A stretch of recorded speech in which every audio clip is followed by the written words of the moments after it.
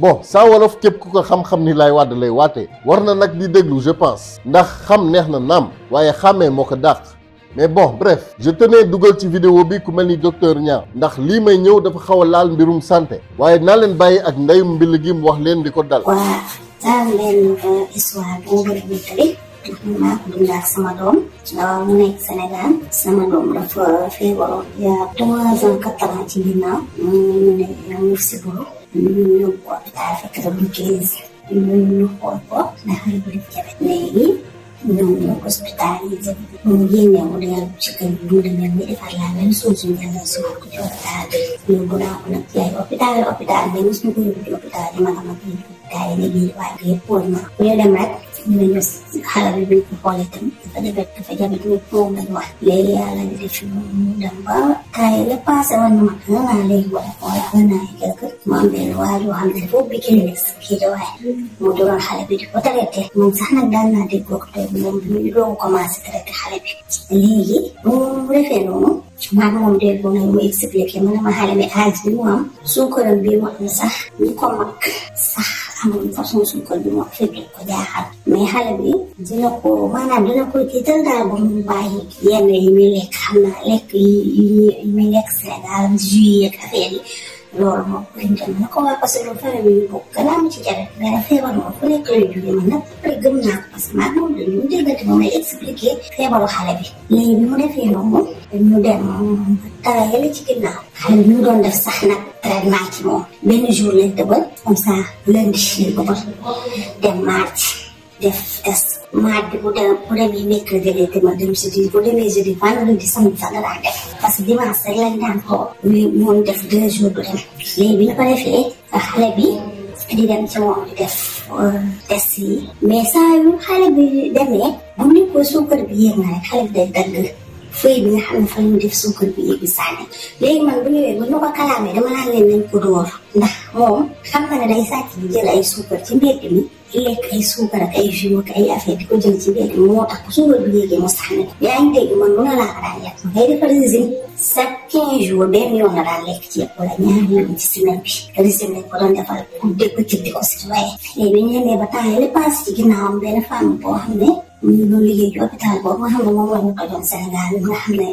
ñu ci bëri liggéeyatuñu woon femme bi defoon demande si Abbas Kaw léegi nag mu defee demande mu gis xale bi laaj leen ne leen kan mu leen di kii dafa suukar parce que dafa laajte carnet bi nga xam ne sax mu lay demee hôpital bi mu ko xoolee mu gis ne moom diabète bu ñuy lañ koy traité mu ne leen man de def naa demande fii mais di woo ko mais bu ma woowee rek xale bi dinaa ko jëlal rendez-vous femme bi nag nekk ko baax man ma wax dëgg yàlla xaw ma ko sax mais dama koy profité di ko remercier waa di ko remercier ci vidéo bi parce que li ma defal maanaam bu doon moom sama doom dinaa continuer di ko faj jabet te fekk na yàlla xam na ne li mu koy faj sax feebaru ko léegi bi mu ko defalee noonu mu jëloo ko rendez-vous ñu yóbbu ko Abbas Ndao ñoom bi ñu ko njëkkee defal test bi xale bi trace sax amu ko fekk période màggal gi la mais arrêté nag na dem ci waa ji nga xam ne moo ko doon traité ma doon déggante moom dama ubbi clinique am kii ñëwaat léegi bu mu ko defalee traitement boobu ñu gis ni gisuñ ci moom dara ñu ne léegi dañ ko bàyyi ba ñu màggali ba ñëw ndax dafa am beneen bilan boo xam ne moom lañ ko war a defaral ñu xool lépp léegi bi ñu ko defee noonu ba ñu màggali ba ñëw ba ñu gàmm ba pare ñu jëlaatal ko ndaw si jëlaatal ko rendez-vous ñu yóbbuwaat ko Abbas Ndao bi ñu ko yóbbuwaatee Abbas Ndao waa ji bindal ko këyit ne man naa dem doo abudu ñu defal ko foofu bilan total ñu defal ko bilan total ñu génnewaat la même chose na xale bi mosut a am trace léegi waa ji sax bi mu jotee résultat yi ci yenn ko lu mat 15 jours yoo xam ne ñu ne même yeneen docteur yu mag yoo xamante ne mooy faj diabète yi gën a garaaw war na leen affaire bi mais gis nañ ne xale bi amul dara léegi nag man may ñaan ñi nga xam ne Sénégal parce que Sénégal léegi ñaari nit ñi loo dégg na la dafa jabet kenn ñaari na la dafa jabet may ñaan képp ku ñu waxati ne dafa jabet le temps que ngay dem ci hôpital yi nag yi ngay xool ngay jaabate dem di def test di def ay résultats xamul la dal demal Abbas Ndao ci docteur bi mag ba nga xam ne mooy faj jabet bi man maa ngi wax ne képp koo xamante ne nii dem nga hôpital yi ndawaan yi ñu ne la amee nga jabet nga bëgg a dem Abbas Ndao te amee loo daggee ticket man soo ma contacté dinaa lay envoyé xaalis boo passé ak loo daggee ticket nga dem ñu xool la parce que man li ma bëgg mooy même pour sama bakkan doom mu sauvé yeneen bakkanu doomu jàmbur ak yeneen nit yi nga xam ne ñu ngi naan leen dañ ñëw jabet te amaana